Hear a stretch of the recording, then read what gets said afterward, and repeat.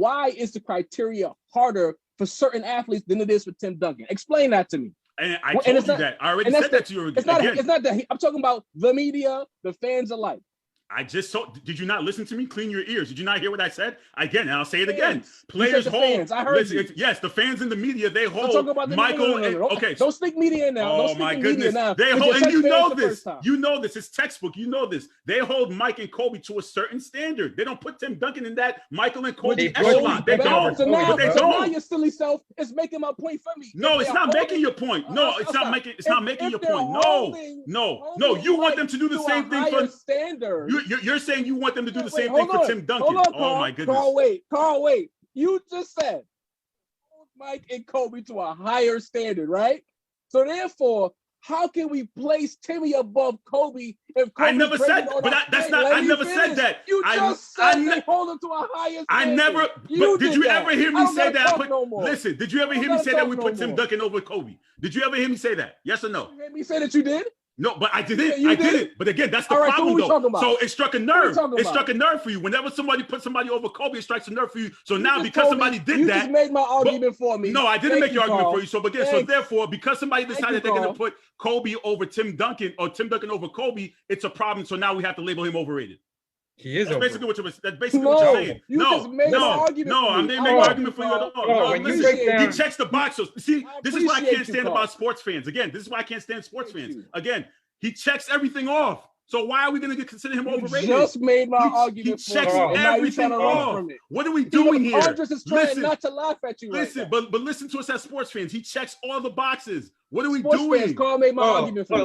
What are we doing here, man? What are we doing? What are we doing here? In 2005, he won Finals MVP, and you and I know damn well that he shouldn't have won Finals MVP. Who should have won Finals MVP? You tell me, since you said Ginobili.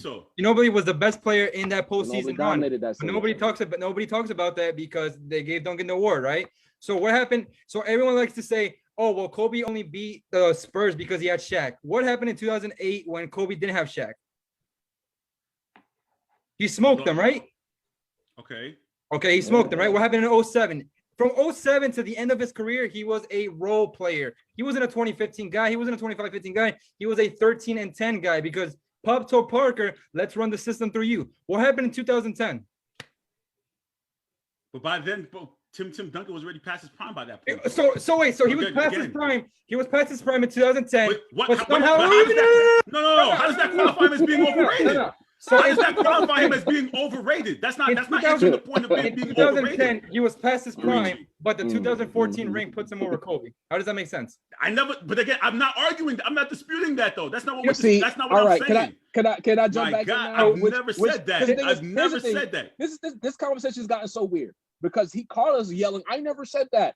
The whole premise of this conversation was him reacting to why I said Tim Duncan is overrated. He then went on his own show here and said that Kobe and Jordan's criteria is much harder than Timmy's, which is basically what I said on the show. Whereas, why is the criteria harder for guys like Kobe than it is for Timmy? So I answered that. I don't understand why. But I answered that. But I answered that question though. But I'm telling you though. But I answered that question for you. Did you not listen when I answered? Did you not listen to me? Did you not listen to the show? I answered your question. You're not listening again. You're doing it again. You're not listening for me. I speak and you listen. You're not listening to me. No, you're not listening to me. No, you're not listening to me. You're not listening. So there's no point in me even talking now because you're not listening to me. Again, fans have a complex when it comes to Kobe and Mike. When it comes to Kobe and Mike, you have what you call haters. So of course you're gonna have people who are gonna say, "Well, Tim Duncan was better," because they don't like Kobe. They generally don't like Kobe. God rest his soul. They don't. They generally don't like Mike and Kobe. That's the problem. That's the problem that you're not understanding. Am I wrong? Am I wrong in saying that? Am I wrong in saying that? No, I'm not. That's the problem. The problem is Tim Duncan is Teflon. Nobody talks about it. Did you know that the Spurs were the 1 seed and they lost to the Grizzlies, who were the 8 seed? Did you know that? I did know that. Yeah. Was that 2014? But why don't people talk about his playoff failures more? Say it again. But they do talk about his They do talk about his playoff failures.